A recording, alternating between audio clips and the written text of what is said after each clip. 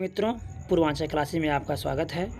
आज हम लोग पढ़ेंगे भारत का संवैधानिक विकास का दूसरा चरण, जो 1942 से लेकर 1950 में पूरा होता है।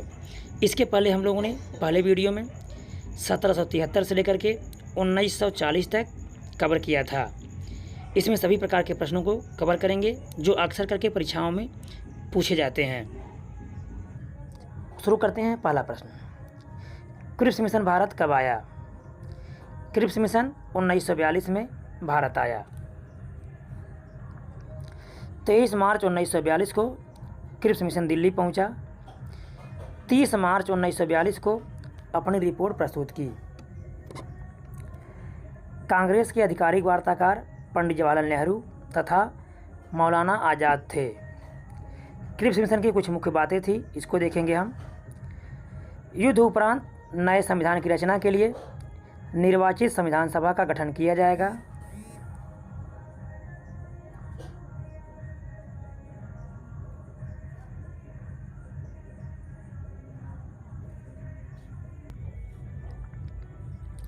युद्ध के बाद एक ऐसा भारतीय संघ स्थापित किया जाएगा जिसे पूर्ण उपनिवेश का दर्जा होगा। प्रांतों को अलग संविधान निर्माण की स्वतंत्रता होगी। नए संविधान के निर्माण तक भारत की रक्षा का दायित्व ब्रिटिश सरकार पर होगा। गांधी जी ने इस प्रस्ताव को अर्थात क्रिप्स प्रस्ताव को बाद की तिथि का चेक कहा। याद रखिएगा, गांधी जी ने इसे बाद की तिथि का चेक कहा। जवाहरलाल नेहरू ने टूटते हुए बैंक के नाम उत्तर दिनांकित चेक की संज्ञा दी। सीतारामैया ने अगस्त प्रस्ताव का परिवर्तित संस्करण मात्र कहा। इसके पहले बताया गया था आप लोगों को। अगस्त प्रस्ताव लॉर्ड लिनलिथगो ने 8 अगस्त 1940 को प्रस्तुत किया था, जब कांग्रेस ने अपने सभी 8 प्रांतों से त्यागपत्र दे दिया था 28 महीने के बाद।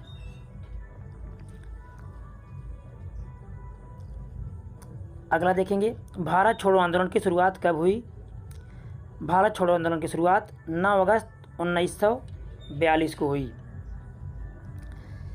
8 अगस्त 1942 को कांग्रेस ने ग्वालियर टैंक मैदान मुंबई में मौलाना अबुल कलाम आज़ाद की अध्यक्षता में हुए अधिवेशन में भारत छोड़ो प्रस्ताव पारित किया। जवाहरलाल नेहरू ने इसे प्रस्तावित अर्थात पेश किया था। सरदार वल्लभ भाई पटेल ने उसका समर्थन किया था। इसी आंदोलन में गांधी जी ने करो या मरो का नारा दिया था। इसे अगस्त क्रांति भी कहा जाता है। याद रखिएगा, करो या मरो का नारा तो दिया था, परंतु यह एक अहिंसात्मक आंदोलन था, परंतु बाद में कुछ हिंसा का रूप इसने ले लिया था। बेवेल योजना किसने प्रस्तुत की तथा कब की? बेवेल योजना लॉर्ड बेवेल ने 14 जून 1945 को प्रस्तुत की। 1943 में लॉर्ड लिनलिथगो के स्थान पर लॉर्ड बेवेल वायसराय बने और भारत आए। शिमला सम्मेलन कब हुआ? शिमला सम्मेलन 25 जून 1945 को हुआ, जिसे लॉर्ड बेवेल ने बुलाया था। यह सभी राजनीतिक पार्टियों का सम्मेलन था। मुस्लिम लीग चाहती थी कि वायसराय की कार्यकारिणी में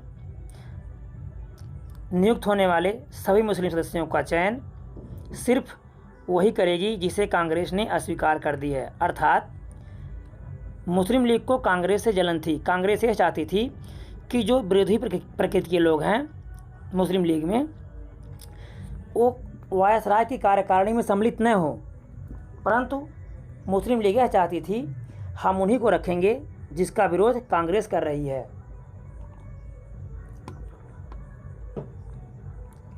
CR फार्मूला किससे संबंधित था?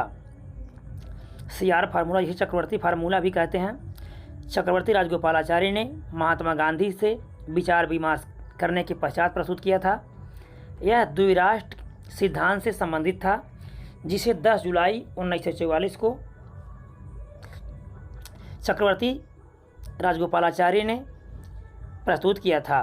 इसमें कहा गया था कि जब तक द्वितीय विश्व युद्ध चल रहा है तब तक मुस्लिम लीग कांग्रेस से भाईचारे की भावना बनाकर रहे और विश्व युद्ध की समाप्ति के पश्चात एक शिक्षित वर्गों की समिति बुलाई जाएगी और जहां मुस्लिमों का बहुसंख्यक होगा उसी आधार पर एक सीमा निर्धारित की जाएगी और 2 राष्ट्र बना दिए जाएंगे, लेकिन उसके पहले सबको मिलकर रहना होगा। यही था CR formula. Cabinet mission Bharat कब आया? कैबिनेट मिशन 1946 में भारत आया। 1945 के आम चुनाव में सर क्लीमेंट एटली के नेतृत्व में लेबर पार्टी की सरकार बनी। 14 मार्च 1946 को प्रधानमंत्री ने घोषणा की कि भारतीयों को स्वतंत्र होने का अधिकार है। इसके लिए उन्होंने 3 सदस्यीय मिशन भारत भेजा। ये सदस्य थे स्टेफोर्ड क्रिप्स व्यापार बोर्ड के अध्यक्ष, लॉर्ड पैथिक लॉरेंस भारत सचिव तथा एवी अलेक्जेंडर नौसेना मंत्री। 24 मार्च 1946 को मिशन दिल्ली पहुंचा। कैबिनेट मिशन की मुख्य बातें थी कि उन्होंने तुरंत संविधान सभा के गठन के लिए एक विचार प्रस्तुत किया और अप्रत्यक्ष निर्वाचन प्रणाली अपनाई गई। 10 लाख की जनसंख्या पर एक सदस्य का चुनाव हुआ और यह सदस्य विधानसभा के सदस्यों द्वारा चुने जाने थे। याद रखिएगा, विधानसभा के सदस्यों द्वारा चुने जाने थे। इसमें 3 मान्यता प्राप्त समुदाय थे, सामान्य, मुस्लिम तथा सिख। सिख केवल पंजाब में थे।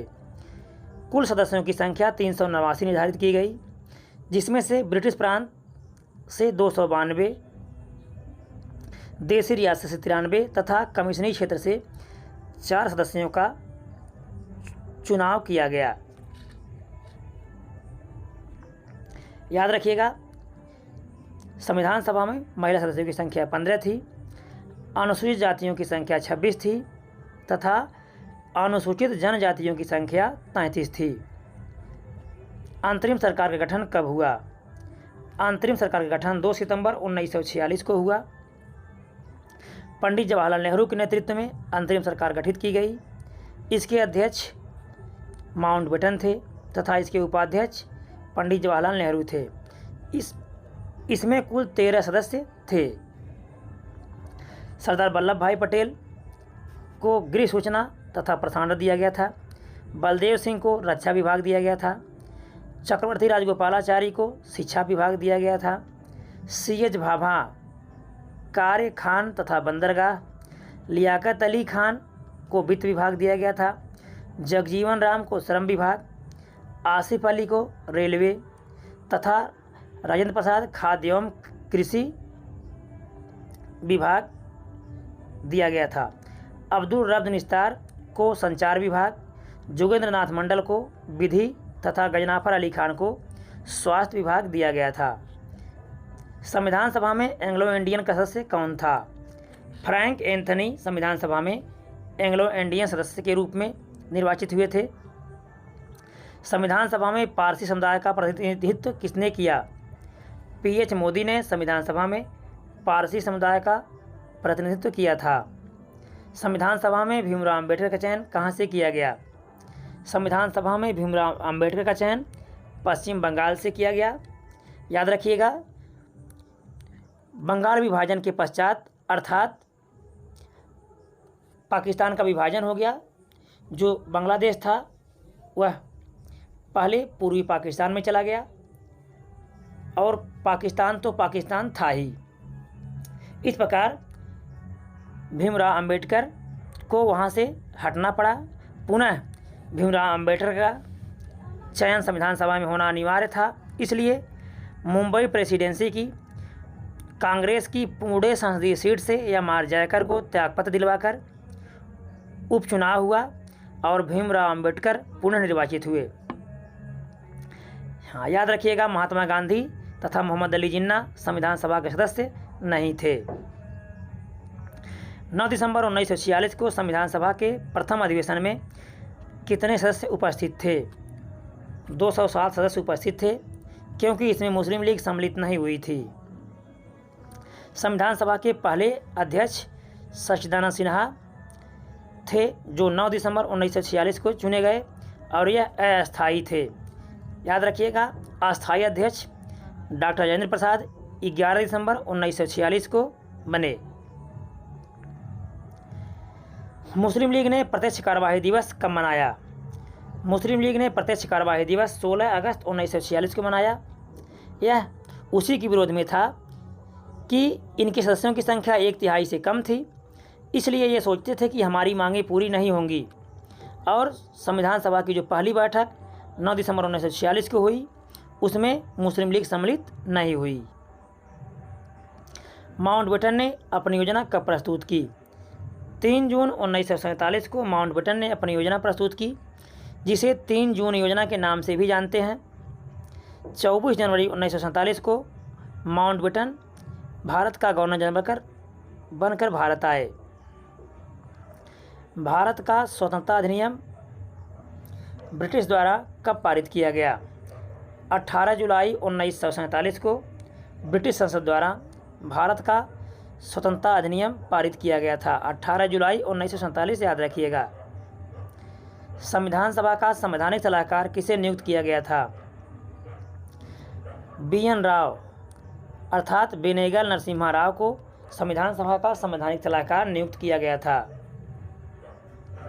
झंडा समिति के अध्यक्ष कौन थे? डॉक्टर राजेंद्र प्रसाद झंडा समिति के अध्यक्ष थे। मूल अधिकार एवं अल्पसंख्यक समिति के अध्यक्ष कौन थे? सरदार वल्लभ भाई पटेल मूल अधिकार एवं अल्पसंख्यक समिति के अध्यक्ष थे। प्रारूप समिति के अध्यक्ष कौन थे? प्रारूप समिति, जिसे पांडुलिपि समिति भी कहा जाता है या मसौदा समिति भी कहा जाता है, के अध्यक्ष डॉक्टर भीमराव अंबेडकर थे। इसमें कुल 7 सदस्य थे। भीमराव अंबेडकर के अलावा 6 सदस्य अन्य थे। KM मुंशी, N गोपाल स्वामी आयंगर, अल्लादी कृष्णा स्वामी अय्यर, सैयद मोहम्मद सादुल्ला, BL मित्र। बाद में BL मित्र हट गए और इनके स्थान पर N माधवराव सदस्य बने। DP खेतान, इनकी आकस्मिक मृत्यु हो जाने से T कृष्णमाचारी सदस्य बने। संविधान सभा में उद्देश्य प्रस्ताव किसने प्रस्तुत किया? संविधान सभा में उद्देश्य प्रस्ताव जवाहरलाल नेहरू ने प्रस्तुत किया और यह 23 दिसंबर 1946 को प्रस्तुत किया गया। 22 जनवरी 1947 को इसे स्वीकृति मिली। 7 सदस्यीय प्रारूप समिति का गठन कब किया गया? 29 अगस्त 1947 को प्रारूप समिति का गठन किया गया था। 26 अक्टूबर 1948 को प्रारूप समिति द्वारा प्रस्तावित संविधान पर कितने वाचन अर्थात विचार विमर्श हुए? याद रखिएगा। VN राव द्वारा एकत्रित किए गए संविधान पर विचार करने के लिए प्रारूप समिति को सौंपा गया, जिसे प्रारूप समिति ने संविधान सभा के समक्ष प्रस्तुत किया, जिस पर 3 वाचन हुए। प्रथम वाचन 4 नवंबर 1948 से 9 नवंबर 1948 तक चला। दूसरा वाचन 15 नवंबर 1948 से 17 अक्टूबर 1949 तक चला। तीसरा वाचन 14 नवंबर से 26 नवंबर 1949 तक चला। भारत का संविधान संविधान सभा द्वारा कब अंगीकृत किया गया? भारत का संविधान संविधान सभा द्वारा 26 नवंबर 1949 को अंगीकृत किया गया। 26 नवंबर 1949 को इससे कुछ उपबंधों को लागू कर दिया गया, जबकि पूर्ण संविधान को 26 जनवरी 1950 को लागू किया गया और इसी तिथि को संविधान के प्रारंभ की तिथि माना गया। संविधान कब लागू हुआ? 26 जनवरी 1950 को संविधान लागू हुआ। संविधान सभा की अंतिम बैठक कब हुई? संविधान सभा की अंतिम बैठक 24 जनवरी 1950 को हुई। संविधान सभा की कुल 12 बैठकें हुई थी और 24 जनवरी 1950 की ये अंतिम बैठक थी। याद रखिएगा, संविधान सभा की कुछ विशेषताएं हैं। मूल संविधान में 8 अनुसूचियाँ थी। वर्तमान समय में कुल 12 अनुसूचियाँ हैं। मूल संविधान में कुल 22 भाग थे, वर्तमान में 25 भाग हैं। मूल संविधान में 395 अनुच्छेद थे। आज भी मूल अनुच्छेद 395 ही हैं, परंतु गणना की दृष्टि से कुल 464 अनुच्छेद हो चुके हैं। संविधान को बनने में 2 वर्ष 11 माह 18 दिन का समय लगा था। संविधान में लगभग 250 अनुच्छेद भारत शासन अधिनियम 1935 से, जो कि ब्रिटिश से बनकर के आया था, उसी रूप में या कुछ परिवर्तन के साथ लिए गए हैं। इस संविधान पर 284 सदस्यों ने अपने हस्ताक्षर किए, जिसमें 8 महिलाएं थीं। 24 जनवरी 1950 को डॉक्टर राजेंद्र प्रसाद को भारत का प्रथम राष्ट्रपति चुना गया। संविधान सभा अंतरिम संसद में परिवर्तित कर दिया गया। इस प्रकार से पूरे प्रक्रिया को 1942 से लेकर के 1950 तक का बता दिया गया। वीडियो अच्छा लगा होगा तो लाइक कीजिएगा, सब्सक्राइब कीजिएगा, दोस्तों को शेयर कीजिएगा। धन्यवाद।